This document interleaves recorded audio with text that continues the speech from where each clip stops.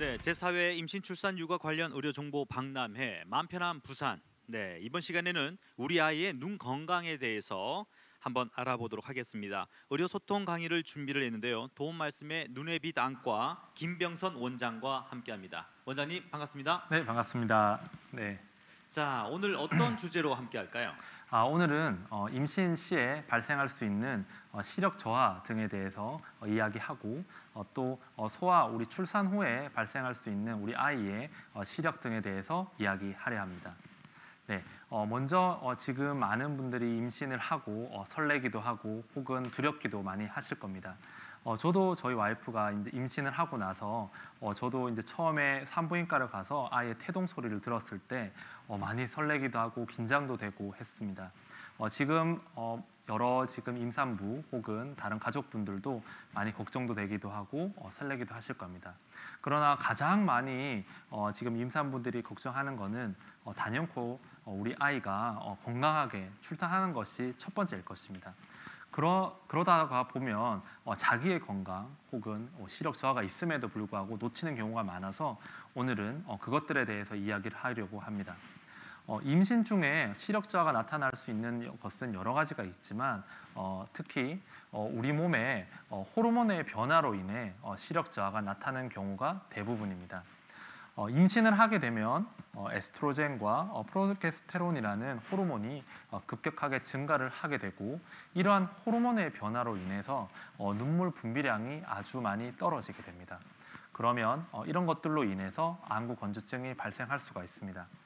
그렇기 때문에 이전에 임신 전에 컨택트 렌즈라든지 다양한 렌즈 착용을 많이 했다면 임신 중에는 건조증이 심하기 때문에 그런 렌즈 착용을 하게 되면 더 불편하거나 혹은 각막 손상을 줄 수가 있습니다. 그렇기 때문에 임신 중에는 가급적이면 그러한 것들을 지양해 주는 게 필요하고 또 다른 하나는 건조증이 심하기 때문에 안구 건조증에 필요한 여러 가지 인공 눈물 등을 사용하는 것이 눈 건강에는 매우 좋습니다. 그러나 이러한 호르몬의 변화로 생기는 눈물 분비량 저하로 인한 안구 건조증은 일시적인 경우가 많고 대부분 출산 후에 회복되기 때문에 안심하셔도 됩니다. 다음은 임신 기간 중에 많이 나타날 수 있는 임신성 고혈압입니다. 임신성 고혈압이란 임신 기간 중에 기존에 없었던 고혈압 환자분들이 갑자기 임신하면서 생기는 고혈압을 이야기를 하게 됩니다. 임신성 고혈압은 단백뇨가 없이 임신 20주 이후에 혈압이 올라가면서 생기는 것을 말하고 이러한 것들은 분만 후에 대부분 혈압으로 정상으로 돌아오게 됩니다. 그러나 약 25% 정도에서는 단백뇨를 동반하면서 전자간증이라는 것이 발생할 수가 있습니다. 전자간증이란 고혈압성 질환이면서 두통과 시야 장애를 유발할 수가 있기 때문에 이런 경우에는 꼭 안과 검진을 권유드립니다. 임신성 고혈압이 발생했을 경우에는 다양한 증상들이 발생할 수가 있습니다. 첫 번째는 약 40% 환자에서는 시력 저하를 호소하게 됩니다.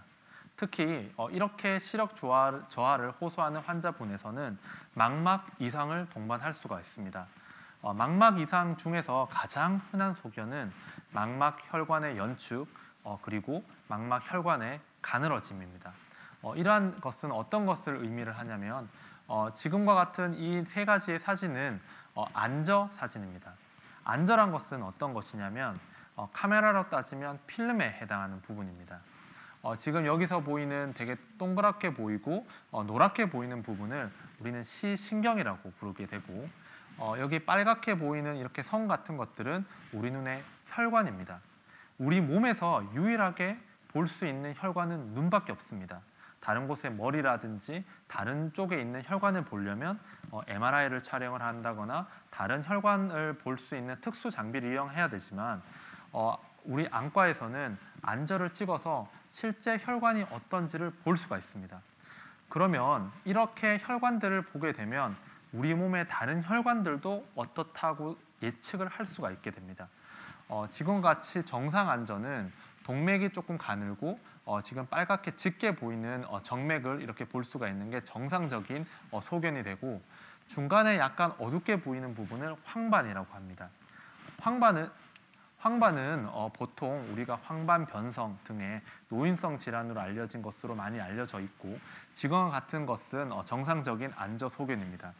그러나 고혈압이 발생하게 되면 혈관 질환이기 때문에 다음과 같이 혈관의 구불거림을 볼 수가 있게 되고 위에 정상 안저와 다르게 되게 많이 가늘어진 소견을 볼 수가 있습니다. 이러한 고혈압성 질환이 많이 심해지게 되면 오른쪽과 같이 심각한 질환을 유발할 수가 있습니다. 지금 여기에서는 위의 사진과 다르게 시신경이 많이 부어 있으면서 되게 붉게 빛나고 있습니다. 그리고 혈관 자체가 되게 구불거림에 너무 심해지다 보니 혈관이 막 터지게 됩니다. 그리고 이런 혈관이 터지다 못해 하얗게 변하는 여러 가지 면화반이라는 것이 생기게 되고 위의 사진과 다르게 약간 하얗게 보이는 황반 주변부를 볼 수가 있게 됩니다. 이렇게 하얗게 보이는 것은 이 안저 안쪽에 물 같은 것들이 차기 때문입니다. 그러면 이렇게 생기는 이런 증상이 나타난다면 시력이 급격하게 떨어집니다. 그리고 이렇게 급격하게 떨어진 고혈압성 망막병증은 영구적인 시력 저하를 나타낼 수가 있기 때문에 고혈압성 질환을 진단을 받았다면 꼭 안과 검사를 권유를 드립니다. 임신성 고혈압 환자에서 다양한 증상들이 나타날 수가 있습니다. 다음과 같이 시력 저하가 나타날 수가 있으며 신경학적 이상이 발생할 수도 있습니다. 특히 두통, 혼동, 복시, 시력 소실, 마비 등의 신경학적 증상이 나타날 수가 있으며 특히 6번 뇌신경 마비로 인해서 복시가 나타날 수가 있습니다. 그렇기 때문에 임신성 고혈압 환자에서 사물이 두 개로 보인다든지 조금 보는 게 좀 이상하다 하면 꼭 안과 검진을 해야 되며 동시에 신경과 검진도 같이 해야 됩니다. 이러한 뇌신경 마비로 인한 복시는 보통 혈관 연축에 의한 마비이기 때문에 꼭 혈액학적 검사를 해봐야 합니다. 이러한 임신성 고혈압 환자에는 많이 도움이 되는 것들이 비타민 C, 비타민 E 등의 항산화제 등의 복용이 매우 중요합니다. 그렇기 때문에 임신을 하고 고혈압이 있다면 항산화제인 비타민 C를 섭취를 권유를 드리고 특히 이러한 것들은 어떠한 약물을 복용하기보다는 신선한 채소, 과일들을 복용하는 게 실제 우리 몸에 흡수되는 비율이 훨씬 높습니다. 그렇기 때문에 임산부께서는 꼭 이러한 신선한 채소, 과일, 야채 등을 많이 복용하는 것을 권고드립니다. 동시에 시력 저하가 있다면 안과 전문의와 상의가 꼭 필요합니다. 다음은 되게 드물긴 하지만 초산부라든지 경산부에 모두 나타날 수 있는 중심, 장액, 맥락, 망막 병증입니다. 이 질환은 대부분 아마 처음 들어보셨을 겁니다. 이거는 지금 보는 이 사진은 안구 광학 단층 촬영입니다. 쉽게 얘기하면 우리 눈을 CT 촬영을 하는 게 됩니다. 아까 앞에서 봤던 황반부 그 부분을 CT 촬영을 하면 정상적인 구조는 아래와 같은 구조가 됩니다. 아래쪽에 오목하게 들어가 있는 이런 모양이 초점을 맞춰주는 황반부의 정상적인 구조인데 그렇지 않고 아래쪽에 까맣게 보이는 것 같이 이렇게 물이 차는 증상들이 나타날 수가 있는데 이러한 호르몬의 변화로 인해 황반부 아래쪽에 물이 차는 질환을 중심장애 맥락망막 병증입니다. 이러한 중심장애 맥락망막 병증이 생기게 되면 사물이 굴곡져 보이면서 시력이 저하가 되게 됩니다. 그러면 이렇게 생긴 질환을 보면 처음에는 되게 놀랄 수 있지만 대부분의 경우에 분만 후 한 3개월에서 6개월 사이에는 대부분 호전되는 경우가 많기 때문에 미리 걱정하거나 두려워하거나 하실 필요는 없습니다. 다음은 임산부 환자분 중에 한 100명 중에 5명 중에 5명 정도 발생할 수 있는 임신성 당뇨에 대한 내용입니다. 임신성 당뇨 환자분들 중에서 간혹 당뇨병성 망막병증이 나타날 수가 있고 이런 것들은 시력 저하를 유발할 수가 있습니다. 임신을 하게 되면 아까 앞에서 말했다시피 태반에서 에스트로겐과 프로게스테론이 여성 호르몬 분비가 아주 급격하게 증가를 하게 됩니다. 이러한 여성 호르몬의 증가는 췌장에서 분비하는 인슐린의 역할을 되게 악화가 시키게 됩니다. 이러한 인슐린의 악화로 인해서 임신성 당뇨가 발생하게 되고, 이러한 임신성 당뇨로 인해서 혈액순환 자체에 이상이 오게 됩니다. 그러면 이러한 혈액순환 이상으로 망막혈관계에도 동시에 이상을 유발하게 되고, 이런 걸로 인해서 임산부, 당뇨, 망막병증이 발생합니다. 그러나 임신으로 생기는 당뇨 망막병증 혹은 임신으로 인한 당뇨는 아까 에스트로겐과 프로게스테론이 태반에서 분비했다고 했기 때문에 분만 시에 태반이 떨어져 나간다면 임신성 당뇨도 원칙적으로는 사라지게 됩니다. 그러나 임신성 당뇨가 있었던 산모에서 다시 당뇨가 생기거나 다음 임신 시에 당뇨가 재발할 확률이 높기 때문에 꼭 정기적인 검진이 필요합니다. 임신성 당뇨로 인한 당뇨 망막병증은 급격한 시력을 유발하거나 임신 후에 당뇨가 다시 생김으로 인해 당뇨 망막병증이 생긴다면 아주 심한 시력 저하를 유발할 수가 있습니다. 그렇기 때문에 임신성 당뇨를 진단을 받았다면 필히 안과 전문의와 상의를 꼭 해야 합니다. 다음 그림은 임신 당뇨 망막병증이 어떻게 생기는지 간략한 그림입니다. 지금 왼쪽에 보이는 그림은 정상적인 안구의 모양입니다. 보통 우리가 시력을 결정하는 것은 총 3가지가 있습니다. 보통 얘기하는 각막, 수정체, 망막입니다. 각막은 흔히 우리가 알고 있는 라식이나 라섹과 같이 그런 수술을 하는 곳이 각막, 눈 앞쪽의 창문이라고 생각하시면 됩니다. 그리고 중간 부분에 하얗게 보이는 부분이 수정체, 우리 카메라로 따지면 렌즈에 해당하는 곳입니다. 보통 백내장이 왔다든지 노안이 왔다든지 하는 곳이 바로 저 수정체에 문제가 생기는 것을 이야기를 합니다. 그리고 지금 얘기하고 있는 안저 혹은 망막병증에 대한 이야기는 가장 뒤쪽에 있는 혈관이 있는 이 부분, 카메라로 따지면 필름에 해당하는 부분입니다. 우리 눈에서 심장에서 혈액이 오게 되면 눈 뒤쪽을 통해서 따라서 혈관이 오게 되고 망막 쪽에 이렇게 정상적인 혈관이 공급을 하게 됩니다. 그러나 당뇨 망막병증이라든지 여러 가지 혈관 관계에 문제가 생기게 된다면 눈에서 아주 작은 혈관, 머리카락보다 가늘다고 알려진 이런 혈관들이 막히거나 출혈이 생기거나 할 수가 있습니다. 그렇다면 이렇게 생기는 부분들이 문제를 일으키는 것을 당뇨 망막병증 혹은 망막병증이라고 하게 됩니다. 당뇨병성 망막병증이 생기게 되면 정상적인 우리가 사진을 찍었을 때 보이는 것 같이 보이지 않고 오른쪽에서 보인다시피 여러 가지 검은 흑점이 생기거나 시야 장애를 유발합니다. 아까 앞에서 말했던 시신경, 혈관, 황반부에 있는 이 부분들이 문제가 생기게 되고 아주 아까 앞에서 봤던 미세 출혈이 생기는 뿐만 아니라 이것들이 혈관이 견디지 못하면 심장에서는 일정한 혈류를 짜주지만 이 혈관들이 그걸 견디지 못하면 피가 쏟아져 나오게 됩니다. 그렇게 되면 아주 시력 저하를 유발하게 되고 심지어는 실명으로 진행하는 경우도 있습니다.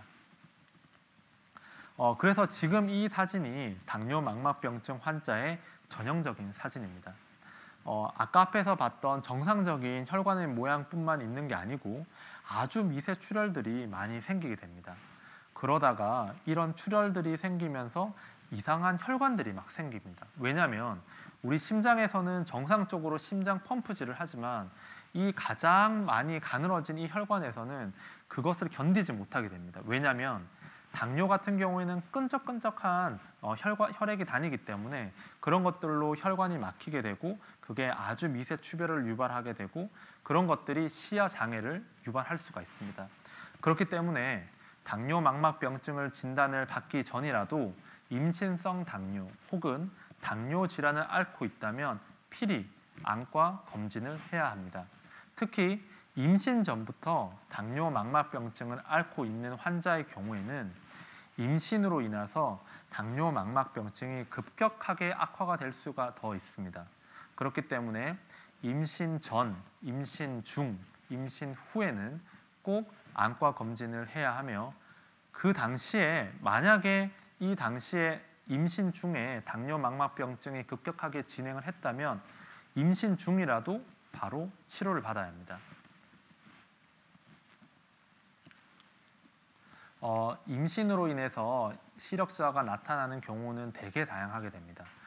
처음에 얘기했던 안구 건조증부터 시작해서 아주 심한 임신병성 당뇨 망막병증들이 있습니다. 그렇기 때문에 나의 우리 몸의 변화로 인해서 뭐 식욕 저하 아니면 몸의 변화, 우리 아이의 걱정도 되게 중요하지만 시력 저하가 있다면 꼭 안과 전문의와 상의를 하시기 바랍니다.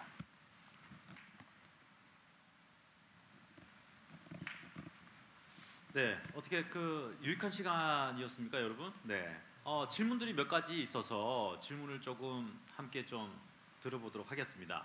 우선 그 아이의 시력 검사 그 시기가 있는데요. 이걸 놓쳐서 아이들이 시력이 급격히 내려가는 경우도 있고, 아니면 부모님이 모르고 넘어가는 경우도 있거든요. 예, 시력 검사 언제 적당하고 언제 하는 게 좋습니까? 네, 시력 검사는 보통 영유아 검진에 포함되어 있긴 합니다. 시력 검사는 보통 만 3세 시기에 꼭 해야 하며, 그 전에 우리 아이가 예를 들면 사물을 보는데 너무 가까이서 본다든지 아니면 눈 깜빡임이 너무 심하다든지 한다면 필히 안과 검진을 해야 합니다. 네, 그리고 만약에 우리 아이가 한쪽으로 고개를 돌린다든지 하는 이상이 있다면 그런 것들도 또한 안과 검진을 해야 합니다.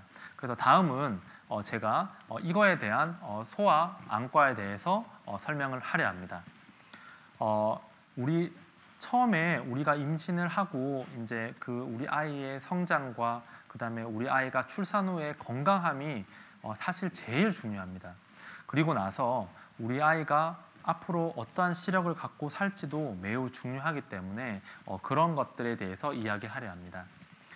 가장 많이 걱정되는 이제 우리 아이의 건강 눈의 문제는 바로 사시입니다. 왜냐하면 이 사시는 여러 가지 우리 아이의 발달과 그 다음에 정신적인 것들에도 많이 영향을 주게 됩니다. 먼저 사시란 양쪽 눈이 서로 다른 방향으로 돌아간 상태를 이야기합니다. 눈이 돌아간 정도가 되게 큰 경우에는 그 정도를 쉽게 알아챌 수가 있지만, 아주 사시 정도가 작거나 혹은 간헐적인 경우에는 알아채기가 매우 힘듭니다. 사시의 원인은 다양하게 알려져 있습니다. 먼저 굴절 이상, 약시, 그 다음에 눈 근육의 근육 및 신경의 이상, 유전 질환, 저체중 출생, 조상 등과 되게 관련되어 있다고 알려져 있지만 아직까지는 정확한 원인은 알려져 있지 않습니다. 사시의 종류는 아주 많이 있습니다. 그렇지만 대표적으로 크게 4가지로 알려져 있는데, 첫 번째는 내사시, 외사시, 상하사시 정도로 구분할 수가 있습니다. 먼저 내사시는 눈동자가 왼쪽 사진과 같이 보는 것처럼 안으로 돌아가는 상태입니다. 그리고 외사시는 눈동자가 바깥쪽으로 돌아가는 것을 이야기합니다. 그리고 상사시는 눈이 위쪽으로, 하사시는 눈이 아래쪽으로 돌아간 상태를 이야기합니다. 사시는 보통 100명 중에 1명 혹은 5명 정도로 유병률이 알려져 있으며, 우리나라의 경우에는 가장 흔한 것이 간헐적 외사시입니다. 말 그대로 눈이 바깥쪽으로 돌아가면서 지속적으로 나타나는 것이 아니라 일시적으로 나타났다가 나타나지 않은 것을 이야기합니다. 아까 앞에서 얘기했다시피 사시가 간헐적으로 나타나거나 그 정도가 작다면 알아채기가 되게 힘듭니다. 그렇지만 우리가 사시를 주의 깊게 관찰해 보면 그것을 의심을 할 수가 있습니다. 아까 얘기했다시피 3세 정도에 우리가 안과 영유아 검진을 하지만 그 전에 아이를 가장 많이 밀착해서 보는 분들이 바로 부모님입니다. 혹은 할머니 아니면 할아버지 분들이 많이 보기 때문에 그런 것들을 아이의 눈을 주의 깊게 관찰을 한다면 사실을 의심할 수가 있습니다. 첫 번째, 아이가 눈을 잘 맞추지 못하거나 봤을 때 눈 위치가 조금 이상한 경우, 혹은 고개를 한쪽으로 약간 기울거나 아니면 돌리고 보는 경우가 있습니다. 그리고 햇빛이 비치는 곳에 가면 한쪽 눈을 되게 찡그리는 경우가 있을 때는 사실을 의심을 해야 합니다. 최근에 제가 한 아이를 진료를 받았는데 이 아이는 만 5세였습니다. 그런데 이 아이는 시력이 조금 떨어지는 것 같아요 라서 해서 검진을 오게 됐습니다. 그런데 진료실에 들어올 때부터 고개를 약간 이렇게 꺾고 들어왔었습니다. 그런데 어머님이 아이를 막 혼내는 거였습니다. 너 선생님 보는데 왜 자꾸 고개를 돌려 하면서 계속 고개를 돌리는 거였습니다. 그런데 그거는 아이가 일부러 그렇게 하는 것이 아닙니다. 사시가 있는 경우에는 눈의 위치를 자기가 맞추기 위해서 고개를 한쪽으로 살짝 돌리는 경우가 있습니다. 그래서 그 아이 같은 경우에는 제가 사시 정밀 검사를 하고 사시 진단을 하고 지금 현재 치료를 하고 있습니다. 그렇기 때문에 우리 아이가 고개를 한쪽으로 돌리거나 약간 돌려서 보는 경우에는 아이를 혼내거나 하는 것이 아니라 안과 검진을 필히 받아야 합니다. 다음은 아까 앞에서 얘기했다시피 100명 중에 5명 정도가 사실을 가지고 있지만 반대로 얘기하면 100명 중에 95명에서 99명은 정상입니다. 그런데 간혹 보면 우리 아이가 사시가 있어요 라고 되게 걱정하면서 오는 경우가 있습니다. 그렇지만 우리나라 아이들은 코 주변에 피부가 눈동자를 덮는 경우가 많이 있습니다. 그리고 우리나라 아이 같은 경우에는 대부분 코가 좀 낮은 경우가 많습니다. 그래서 실제로는 위의 사진과 같이 보듯이 사시가 있는 것처럼 눈이 안쪽으로 몰려 있는 경우가 많지만 실제로 콧대를 모아주거나 눈 안쪽 피부를 안쪽으로 당기게 되면 눈이 정상적인 위치인 경우가 많습니다. 그렇기 때문에 우리 아이가 사시가 있다고 해서 너무 걱정하지 말고 대부분의 경우에는 사시가 아니기 때문에 안과 검진을 받고 그 이후에 정확한 진단을 받는 것이 매우 중요합니다. 사시는 사시가 생겼을 경우에는 다양한 문제가 생길 수가 있습니다. 첫 번째, 사시를 치료하는 원인은 시력입니다. 아까 앞에서 얘기했다시피 눈이 정상적인 위치가 아니고 한쪽으로 빠지거나 아니면 안쪽으로 몰리기 때문에 정상적인 사물을 보지 않게 됩니다. 그러면 두 눈 중에 한 눈만 정상적인 사물을 보게 되고 한 눈은 보지 않게 되면 이 다른 한 눈이 정상적으로 사물을 보지 않는 눈이 시력 발달이 많이 떨어지게 됩니다. 그러면 한 눈만 정상적인 시력이 되고 한 눈은 정상적인 시력이 되지 않는 것을 한쪽 눈의 시력이 떨어지는 것을 약시라고 하게 되고 이 두 눈이 정상적인 시력 발달하지 못하면 입체시가 떨어지게 됩니다. 그렇기 때문에 사시가 가장 중요한 원인은 시력 발달과 양안시 혹은 입체시 발달이 매우 중요하게 됩니다. 또 다른 하나는 사시가 있게 되면 미용적으로 좋지 않습니다. 예전에는 사시 수술을 하는 시기가 정확하게 정해지진 않았지만 최근에 논문에서는 이러한 사시로 인해서 미용학적 문제 때문에 아이가 놀림을 받거나 하면 정신과적 문제가 생길 수가 있기 때문에 보통은 만 7세 전에 수술적 치료를 해서 눈 위치를 정상으로 맞추기를 권고드리고 있습니다. 그렇기 때문에 우리 아이가 사시가 있다고 하면 반드시 안과 검진을 통해서 적절한 치료를 받아야 합니다. 그래서 우리 눈의 사시를 조기에 발견을 하고 시력이나 양안시가 떨어지지 않도록 안과 검진을 필히 해야 합니다. 네. 자, 정말 그 많은 정보들을 이렇게 전달한다는 거 어려운 건데 네. 오늘 얘기 들어보니까 진짜 그 아기를 키우고 있는 분들 그리고 임신 중에 조금 눈이 좀 불편한데 하시는 분들에게는 좋은 팁이 되지 않았나라는 생각이 듭니다.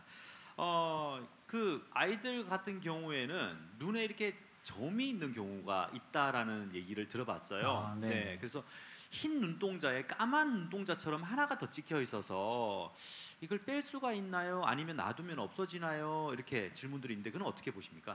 네, 우리가 이제 그것을 보통 결막 모반이라고 하는 질환입니다. 대부분의 경우에는 아이에게 생기는 경우는 사실 드물긴 합니다.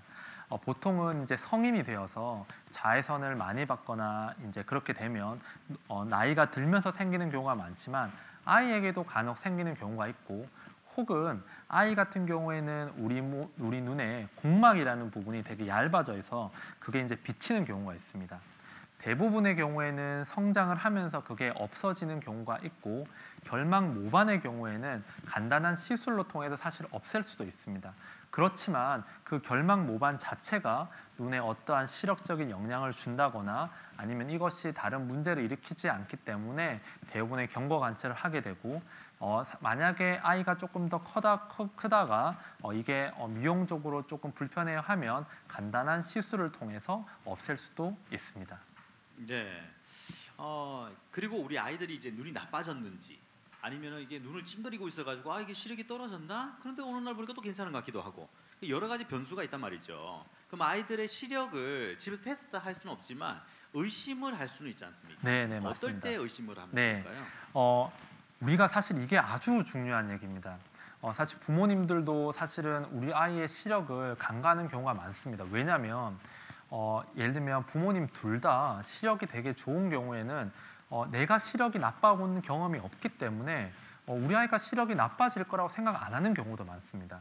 그렇지만 우리 아이가 예를 들어 TV를 보는데 너무 가까이서 보려고 한다거나 아니면 멀리 있는 사물을 보면서 이거를 가지고 오라고 하는데 잘 인지를 못하거나 아니면 야외에 나가서 어떤 사물을 볼 때 그것을 잘 못 알아볼 경우에는 안과 검진이 필요합니다.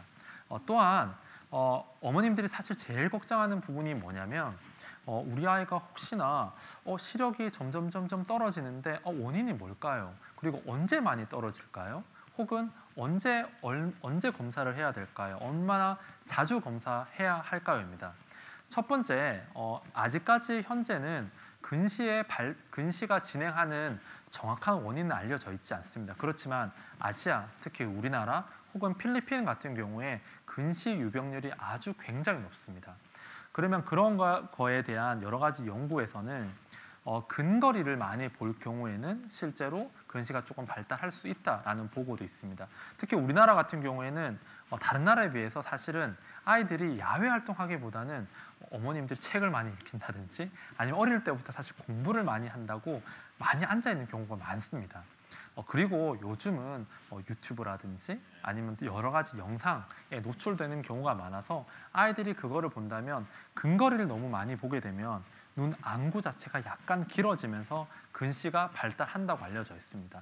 그렇기 때문에 우리 아이들이 만약에 어쩔 수 없이 가까운 곳을 많이 보게 된다면 야외에 좀 데리고 나가서 좀 멀리 거를 좀 자주 보게 한다든지 아니면 집에서 예를 들면 책을 읽고 있다가도 한 30분 정도 책을 읽거나 한 15분 정도 책을 읽다가 창문을 데리고 나가서 저기에 있는 게 뭐가 있을까? 혹은 차가 지나가는데 저건 어떤 차일까? 아니면 산을 보면서 저기에는 어떤 것들이 있을까라고 하는 것들이 아이의 다양한 시력 발달에 좀 도움이 줄 수가 있습니다. 또한 근시 같은 경우에는 보통 초등학교 한 3, 4학년 때 많이 진행을 한다고 알려져 있습니다.